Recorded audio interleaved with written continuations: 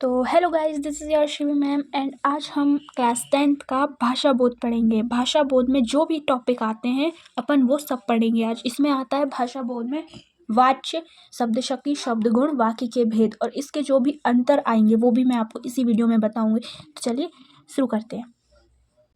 तो अपना सबसे पहला टॉपिक है वाच्य। तो वाच्य किसे कहते हैं? इसकी परिभाषा है क्रिया का रूप परिवर्तन वाच्य कहलाता है। मतलब क्रिया का रूप परिवर्तन यानी कि जो क्रिया का रूप बदलेगा, अब वो जिसके अनुसार बदलेगा वो उसका प्रकार होता है। तो वाच्य 3 प्रकार के होते हैं।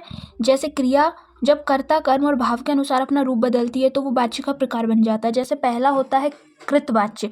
तो इसमें क्या होता है कि जब कर्ता के लिंग, वचन तथा पुरुष के अनुसार क्रिया का रूप परिवर्तन होता है तो वो कृतवाच्य कहलाता है। मतलब कि जब क्रिया का रूप परिवर्तन काय के अनुसार होगा? कर्ता के लिंग, वचन और पुरुष के अनुसार, तो वो कृतवाच्य होता है। जैसे कि उदाहरण दिया है रमेश जाता है। ठीक है। तो नेक्स्ट है कर्मवाच्य। तो ये क्या होता है कि कर्म के लिंग, वचन तथा पुरुष के अनुसार क्रिया का रूप परिवर्तन कर्मवाच्य होता है। जब क्रिया का रूप परिवर्तन कर्म के लिंग, वचन तथा पुरुष के अनुसार होगा तो वो कर्मवाच्य होगा। उदाहरण में सीता ने मक्खन खाया, तो ये क्या है? उसने कर्म किया, तो ये कर्मवाच्य जाएगा। ठीक है। नेक्स्ट है अपना भाववाच्य। तो इसमें क्या होता है कि जिस वाच्य में ना कर्ता की प्रधानता हो और ना ही कर्म की, केवल भाव की प्रधानता हो, वहाँ भाववाच्य होता है। जैसे उदाहरण से आपको समझ में आएगा, राधा से नहीं पढ़ा जाता, तो इसमें उसका भाव है कि उससे नहीं पढ़ा जाता, तो नहीं पढ़ा जाता, इसमें कौन सी बात है? अब जैसे आप में से भी बहुतों से नहीं पढ़ा जाता होगा ना, है। तो यहाँ पे अपना वाच्य कंप्लीट होता है। अब अपन अगला टॉपिक पढ़ते हैं। अपना अगला टॉपिक है शब्द शक्ति। तो शब्द शक्ति क्या होती है? शब्द और अर्थ के संबंध को शब्द शक्ति कहते हैं। ये 3 प्रकार की होती है, अभिधा, लक्षणा और व्यंजना। तो इनकी डेफिनेशन एग्जाम में पूछी जाती है उदाहरण सहित 2 नंबर में। तो अपन इनकी डेफिनेशन भी देखते हैं। तो पहली है अभिधा शब्द शक्ति। तो अभिधा शब्द शक्ति क्या होती है? अभिधा का अर्थ है किसी शब्द का साधारण अर्थ, मतलब कि जो सिंपल सेंटेंस होता है उसी को बोलेंगे अभिधा शब्द शक्ति। जैसे उदाहरण में राम पानी पीता है, तो पीता है तो पीता है, उसमें कौन सी बात है? ठीक है। तो नेक्स्ट है लक्षणा शब्द शक्ति। जिस शक्ति से मुख्य अर्थ से संबंध रखने वाला अन्य अर्थ लक्षित हो वह लक्षणा शब्द शक्ति कहलाती है। जैसे उदाहरण है मोहन गधा है, तो इसमें मोहन गधा है का मतलब क्या है? कि मोहन मूर्ख है, मतलब उसमें बुद्धि नहीं है, ना कि ये कि वो सच में गधा है। अगली है व्यंजना शब्द शक्ति। ये क्या होती है? जिस शब्द शक्ति के द्वारा एक विशेष अर्थ का बोध होता है उसे व्यंजना शब्द शक्ति कहते हैं। जिसका उदाहरण है सूरज सिर पर आ गया। तो इसका मतलब क्या है? कोई बोल रहा है कि सूरज सिर पर आ गया, इसका मतलब उठ जाओ, सूरज निकल आया है, बहुत टाइम हो गया है। तो ये इसका उदाहरण है व्यंजना शब्द शक्ति का।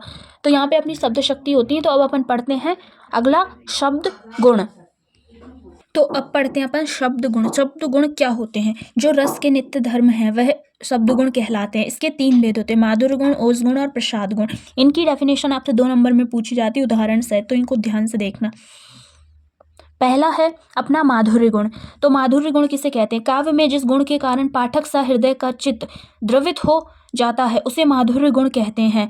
यह शब्द गुण श्रृंगार, करुण और शांत रस में मिलता है। इन तीनों गुणों की डेफिनेशन एक ही है, बस आपको ये ध्यान रखना है कि माधुर्य गुण में द्रवित होता है, ओज गुण में दीप्त होता है और प्रसाद गुण में व्याप्त होता है, जो आगे देखेंगे अपन। अभी इसका उदाहरण देखते हैं। माधुर्य गुण का उदाहरण है राम नाम की लूट है, लूट सके तो लूट, अंतकाल पछताएगा जब प्राण जाएंगे छूट। तो ये इसका बहुत सिंपल उदाहरण है, आपको इजीली याद हो जाएगा। अगला अपना है ओज गुण। तो काव्य में जिस गुण विशेष के कारण पाठक हृदय का चित्त दीप्त हो उठता है उसे ओज गुण कहते हैं। दोनों डेफिनेशन सेम है, बस यहाँ पे द्रवित होता है, यहाँ पे दीप्त होता है। ठीक है।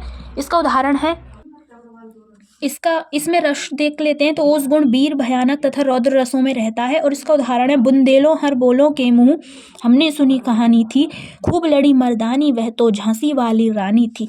ठीक है। तो ये अपना हो जाता है ओज गुण। अब अगला देखते हैं प्रसाद गुण। काव्य में जिस गुण विशेष के कारण पाठक सा हृदय का चित्त व्याप्त हो जाता है उसे प्रसाद गुण कहते हैं। तो किसमें? माधुर्य गुण में होता है द्रवित, ओज गुण में होता है दीप्त और प्रसाद गुण में होता है व्याप्त। तो ये आप ध्यान रखना। ठीक है। अब इसका उदाहरण क्या है? इसका उदाहरण है हे प्रभु आनंद दाता ज्ञान हमको दीजिए, शीघ्र सारे दुर्गुणों को दूर हमसे कीजिए। तो ये अपने शब्द गुण भी कंप्लीट हो जाते हैं। अब अपन नेक्स्ट देखते हैं। नेक्स्ट अपने हैं वाक्य। तो वाक्य के भेद आपसे पूछे जाते हैं 1 नंबर में, यानी कि ओटी में आते हैं आपके। जैसे अर्थ के आधार पर वाक्य के कितने भेद होते हैं और रचना के आधार पर, तो ये आप ध्यान रखना। तो वाक्य के मुख्य 2 भाग वाक्य के मुख्य रूप से दो भाग हैं, अर्थ के आधार पर और रचना के आधार पर। अर्थ के आधार पर वाक्य 8 प्रकार के होते हैं, जैसे विधानार्थक वाक्य, निषेधार्थक वाक्य, आज्ञार्थक वाक्य, प्रश्नार्थक वाक्य, विस्मयार्थक वाक्य, संदेहार्थक वाक्य और इच्छार्थक वाक्य और संकेतार्थक वाक्य। इनको आप ऐसे बोल सकते हो: विधिवाचक वाक्य, निषेधवाचक वाक्य, आज्ञावाचक वाक्य, प्रश्नवाचक वाक्य, विस्मयवाचक वाक्य, संदेहवाचक वाक्य, इच्छावाचक वाक्य और संकेतवाचक वाक्य। तो ये 8 प्रकार के होते हैं। इनमें आपको ज़्यादा कुछ नहीं करना, बस इनके नाम याद रख लेना, नाम भी पूछे जा सकते हैं। और रचना के आधार पर वाक्य 3 प्रकार के होते हैं: साधारण वाक्य, संयुक्त वाक्य और मिश्रित वाक्य। इनके भी आपको नाम ही याद रखना है, उसके ज़्यादा डिटेल में जाने की ज़रूरत नहीं है अपन को। तो ये अपने वाक्य में से बस इतना ही आएगा। तो अब मैं आपको कुछ 2-3 इंपॉर्टेंट क्वेश्चन बता देती हूँ जो आपसे पूछे जा सकते। तो ये अपने कुछ इंपॉर्टेंट क्वेश्चंस हैं जो आप देख लेना, 3 हैं बस, याद ज़्यादा नहीं है, बस आपको एक बार देख लेना है, याद तो आपको ऐसे ही हो जाएंगे, इतनी टफ भी नहीं है। फर्स्ट है, क्रिया के कितने भेद होते हैं? तो क्रिया के 2 भेद होते हैं, सकर्मक क्रिया और अकर्मक क्रिया, ठीक है। नेक्स्ट है, क्रिया विशेषण किसे कहते हैं? तो क्रिया की विशेषता बताने वाले शब्दों को क्रिया विशेषण कहते हैं, ठीक है। एक और है, क्रिया विशेषण के कितने भेद होते हैं? क्रिया विशेषण के निम्न भेद होते हैं: कालवाचक क्रिया विशेषण, स्थानवाचक या फिर दिशावाचक क्रिया विशेषण, रीतिवाचक क्रिया विशेषण और परिमाणवाचक क्रिया विशेषण। तो ये बस 3 इंपॉर्टेंट क्वेश्चन है, इनको आप एक बार देख लीजिएगा, ठीक है। तो अब अपन पढ़ते हैं अपने अगले टॉपिक की तरफ, जो है इम्पॉर्टेंट अंतर। अंतर आपके एग्जाम में हर बार आते हैं, तो 3 से 4 बताऊंगी मैं आपको, ज़्यादा नहीं है, उनको ध्यान से पढ़ लेना, ठीक है। तो फर्स्ट इम्पॉर्टेंट अंतर है स्थायी भाव और संचारी भाव में अंतर। आपके एग्जाम में बस 2 नंबर में आते हैं, यहाँ पे 4 पॉइंट लिखियो, कोई भी 2 जो आपको इजी लगे वो आप याद कर सकते हैं, ठीक है। तो फर्स्ट क्या है? स्थायी भाव उत्पन्न होकर शीघ्र नष्ट नहीं होते और संचारी भाव पानी के बुलबुलों की तरह बनते मिटते रहते हैं। प्रत्येक रस का एक ही स्थायी भाव होता है और एक ही संचारी भाव अनेक रसों में विद्यमान हो सकता है। स्थायी भाव की संख्या 10 मानी गई है और संचारी भावों की संख्या 33 मानी गई है। ये वाला जो पॉइंट है ना, ये आप ध्यान से याद करना, क्योंकि ये ओटी में भी आ जाता है 1 मार्क्स में कि स्थायी भावों की संख्या कितनी होती है, या फिर ऐसे आ जाता है कि संचारी भावों की संख्या कितनी होती है, ठीक है। नेक्स्ट है, स्थायी भाव की तुलना सरोवर में स्थित जल के साथ की गई है और जबकि संचारी भाव की तुलना पानी में उठने वाली लहरों से की गई है। ओके, ठीक है। अब नेक्स्ट है अपना विभाव और अनुभाव में अंतर।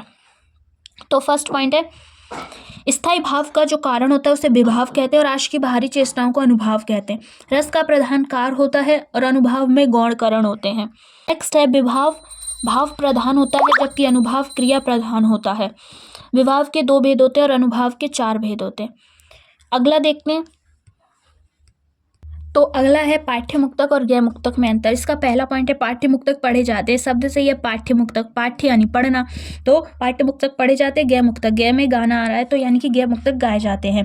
पाठ्य मुक्तक में लय तुक छंद आदि का ध्यान नहीं रखा जाता और गैर मुक्तक छंद विधान मुक्त रचना होती है, या फिर आप ऐसे भी लिख सकते हैं कि गैर मुक्तक में लय तुक छंद आदि का ध्यान रखा जाता है, उसमें भी कोई दिक्कत नहीं है, ऐसे भी लिख सकते हैं। इसमें एक ही भाव की गहनता होती है, इसमें संगीतात्मकता होती है, ठीक है।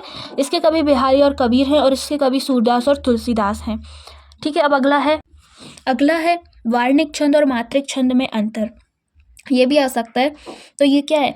वार्णिक छंद वर्णों की गणना पर आधारित होते हैं, जैसे कि शब्द से ही दिख रहा है वार्णिक, यानी कि उसमें वर्ण होते हैं। मात्रिक छंद मात्रा की गणना पर आधारित होते हैं। तो मात्रिक यानी कि मात्रा, तो ये मात्राओं पर आधारित। वार्णिक छंद के प्रत्येक चरण में एक सा क्रम रहता है और मात्रिक छंद के प्रत्येक चरण में क्रम एक सा नहीं होता है, ठीक है। एक और लास्ट इंपॉर्टेंट अंतर बचा हुआ है, वो और देख लेते हैं। तो वो अपना है, तो अगला लास्ट अपना है संधि और समास में अंतर। ये बहुत इंपॉर्टेंट है, ये आ सकता है। तो संधि में 2 वर्णों का योग होता है, समास में 2 पदों का योग होता है। संधि को तोड़ना विच्छेद कहलाता है, समास को तोड़ना विग्रह कहलाता है। संधि के 3 प्रकार होते हैं, कौन कौन से होते हैं कॉमेंट में लिखना, ठीक है। और समास के 6 प्रकार होते हैं, ये भी कौन कौन से होते हैं कॉमेंट में इनके नाम लिख के जाना, ताकि पता तो चले कितना पढ़ते हो तुम, ठीक है। अगला है, संधि का शाब्दिक अर्थ होता है मेल और समास का शाब्दिक अर्थ होता है संक्षेपण। तो यहाँ पे अपने सारे अंतर कंप्लीट होते हैं। तो इस तरीके से अपन ने भाषा बोध के टॉपिक कंप्लीट कर लिए, ठीक है गाइस। अब मिलते हैं अपन नेक्स्ट वीडियो में, तब तक के लिए take care and bye bye.